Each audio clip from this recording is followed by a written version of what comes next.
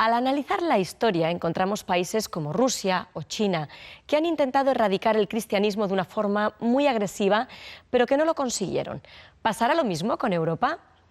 Hola amigos y amigas, muy bienvenidos a Buenas Noticias TV y gracias por acompañarnos en esta mañana. En los dos programas anteriores hemos hablado sobre las raíces y las consecuencias de la descristianización de Europa. Hoy nos vamos a centrar en una respuesta evangélica frente a esta realidad para tratar el asunto que nos traemos entre manos. Tenemos la colaboración para ello de don Samuel Escobar, que es doctor en filosofía, misionólogo y escritor, y de don Mario Escobar, historiador y escritor. Bienvenidos de nuevo. Hola. Pues sí, muy bienvenidos, don Samuel, don Mario. La verdad es que hemos disfrutado en los capítulos anteriores viendo todo lo que nos ha llevado hasta este punto, ¿no? Siempre hay profetas de calamidades que ponen un horizonte muy oscuro, pero como también mencionaba Beni, hay países que no lo han conseguido, ¿no? ¿Qué esperanza tenemos para Europa? ¿Qué piensan? ¿Qué pensáis?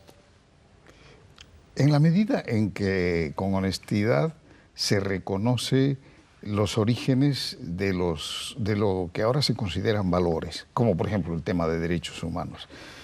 Se reconoce, hay que reconocer que sus raíces están en la Biblia y están en una visión cristiana de la persona, del ser humano. De modo que lo que tenemos que hacer es ayudar a la gente a recordar, a hacer memoria. Y nosotros también volver a esas raíces, pero que el problema que hay es que nos comprometen. Porque si como cristianos decimos que los derechos humanos son de origen bíblico, algo tenemos que hacer por la defensa de los derechos humanos. Si no, es pura teoría. Y ahí creo que está el gran desafío de esta descristianización, que nos fuerza a ser como los cristianos del Nuevo Testamento, que iban contra la corriente en muchos sentidos. Sí, y sobre todo yo creo que uno de los factores que puede impedir esto es que los cristianos se identifiquen cada vez más con Cristo, ¿no? Yo creo que hemos puesto muchos aditivos y conservantes a la fe, ¿no? Hemos estado centrados en temas de superfe, en temas de prosperidad, alimentando mucho al propio cristianismo, pero se nos ha olvidado, pues como decía Samuel, una sociedad que pide, ¿no?, esperanza, que demanda respuestas. Y yo creo que el gran secreto para que ese cristianismo nunca desaparezca de Europa, que haya siempre una esperanza de personas que creen en Cristo, es que salgamos fuera y mostremos al mundo con nuestro ejemplo que hay otro estilo de vida, otra manera de vivir. Yo creo que ese es más auténtica, sí, lo que real. Nos falta todavía un poco. ¿Y no os parece que es una incongruencia que, como ha dicho Samuel, que los principios que defiende el laicismo estén sustentados en valores cristianos, como la libertad de conciencia también, ¿no? ¿Esto no es una incongruencia? Bueno, en cierto sentido, cuando hubo fuego quedan rescoldos, ¿no? Los rescoldos de nuestro humanismo vienen de esa fe cristiana, no solo la fe cristiana, también de cultura griega, de la cultura latina y también de Mesopotamia, ¿no? Y del Islam, ¿no?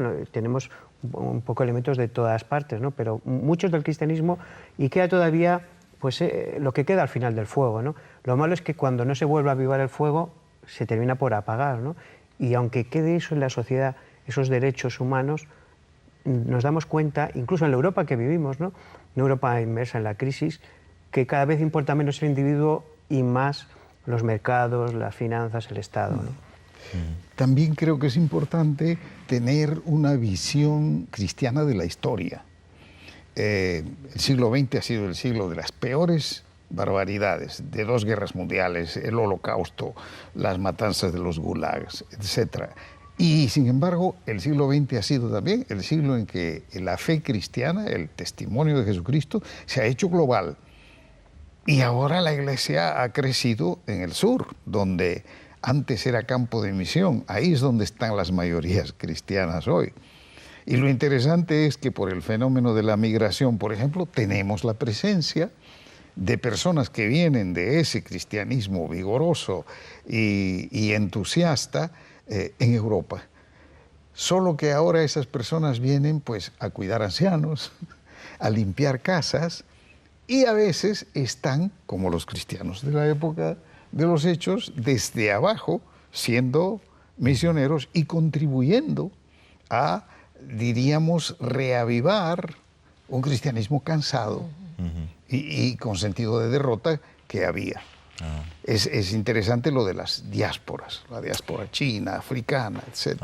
¿Y qué aspectos de esa experiencia cristiana en la que tú hacías énfasis, Mario, crees que las iglesias evangélicas deberían dar más énfasis, ¿no?, en estos tiempos que estamos viviendo? Yo creo que una iglesia, o desde la iglesia se tiene que enseñar que el cristianismo siempre ha sido un contravalor, ¿no?, a la sociedad. Mientras que la sociedad dice, devuelve el mal que te hacen, o mientras que la sociedad dice, solo haz el bien al que te hace el bien, el cristianismo siempre nos reta a más, ¿no? Jesús nos vino a anunciar que teníamos que hacer un sobreesfuerzo, ayudados, como creemos los cristianos, por el Espíritu Santo, para no comportarnos como nos pide ese hombre natural, ¿no?, que nos sale, sino tener una altura moral más allá, ¿no?, de la propia ética en la que se mueve el ser humano, ¿no? Y a veces no se nos pide eso, sino simplemente una asistencia dominical, a lo mejor un comportamiento doctrinal, pero no se nos pide que cuando salgamos a la calle, cuando somos el profesional, la ama de casa, sigamos con esos valores que tenemos dentro de las puertas del local de la iglesia, ¿no?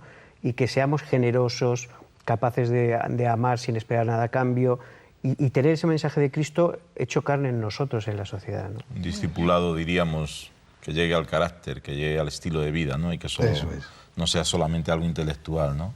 Y en ese sentido hay cosas muy positivas a las que hay que prestar atención. Por ejemplo, en España las iglesias evangélicas han respondido sin mucho debate a la presencia inmigrante de una manera positiva y a las necesidades de las personas, realidades como misión urbana, que son realizaciones. O sea, esto es un esfuerzo de iglesias que no tienen grandes recursos, pero que lo poco que tienen lo ponen al servicio de las necesidades humanas.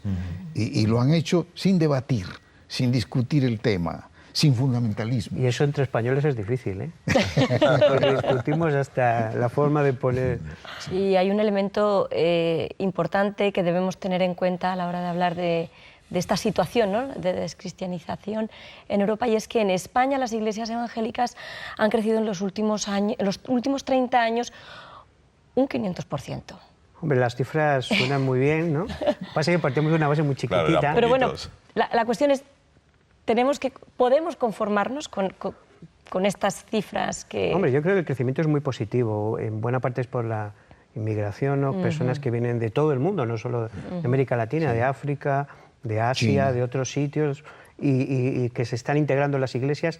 Eso ha dado una vitalidad a la iglesia numérica, de fuerza, y además, curiosamente, muchos inmigrantes se han convertido en España. Yo conozco muchos casos de personas que venían de un ambiente evangélico, cristiano, pero nunca habían dado ese paso, y el hecho de llegar a España, encontrarse solos y encontrar una comunidad que les recibe, porque tal vez la iglesia, y dentro de la iglesia, sobre todo la iglesia evangélica, ha sido una comunidad de recepción muy buena para cristianos y no cristianos, ¿no? Yo creo que eso ha fomentado ese crecimiento y además nos ha preparado, como yo digo, para tener una base para crecer de verdad, ¿no? Cuando hay gente que decía, bueno, ¿por qué no crecemos como en América Latina en los años 80, 90? Pero es que en los años 80 y 90 las minorías protestantes evangélicas en América Latina ya eran un 2, un 1, un 3% en muchos países. El 0,01 no puede sostener un crecimiento muy fuerte, ¿no?, de iglesias, y en ese sentido yo creo que todavía esta base es pequeña, pero ya es la base para construir algo, ¿no? Para terminar, ¿cuáles serían los grandes desafíos que afrontan las iglesias evangélicas en Europa mirando hacia los próximos 25 años? Un desafío tiene que ver con el contenido de la fe. Así como hemos hablado de los maestros de la sospecha, es importante reconocer el aporte que sí han hecho estos maestros a comprender mejor la realidad y articular la fe de una manera que tome en cuenta esas realidades. O sea, hoy cuando hablamos de la fe tenemos que pensar en que el ser humano, hoy sabemos mucho más de sus mecanismos psicológicos, sociológicos, etcétera, etcétera. Y entonces la manera de articular la fe tiene que tomar en cuenta todos estos detalles, como tiene que tomar en cuenta la realidad social.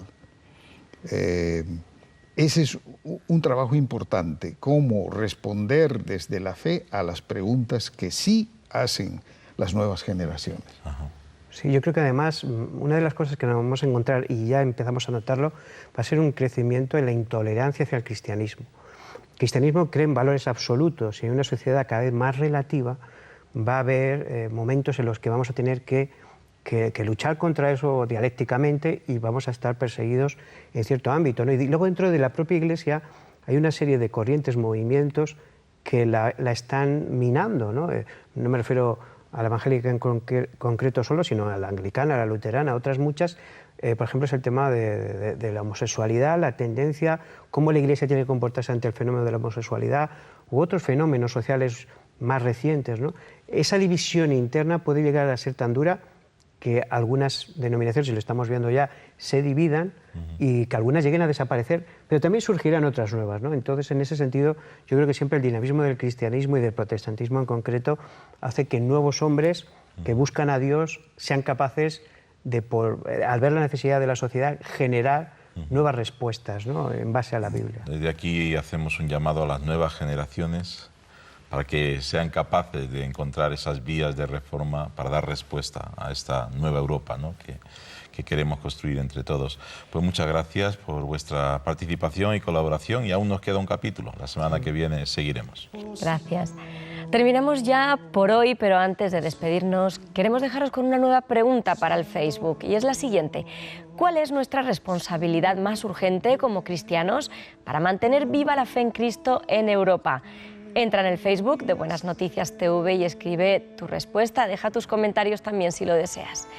La semana próxima terminamos esta interesantísima serie sobre la descristianización de Europa, y en concreto vamos a hablar sobre una respuesta bíblica ante este fenómeno. Os esperamos para entonces, no os lo perdáis. Os dejo ahora con una canción que espero disfrutéis. Muchas gracias por vuestra atención y no lo olvides, tú vales mucho para Dios. Como tú no hay nadie, oh Señor. Jesús, siendo Dios, siendo grande, por amor te humillaste sin merecer tu favor. Amas al vil pecador, como no rendir mi voluntad a ti. Sin conocer que tú eras Dios, te rechazaron en el mesón, y aunque sabrán que tú eres Salvador, no te querrán, mas tú los seguirás amando.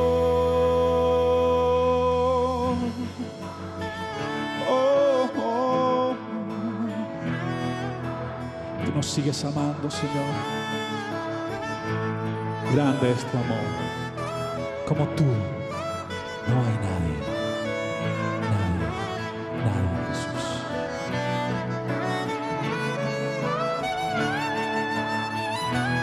Como tú no hay nadie, oh Señor. Jesús, siendo Dios, siendo grande, por amor te humillaste como tú.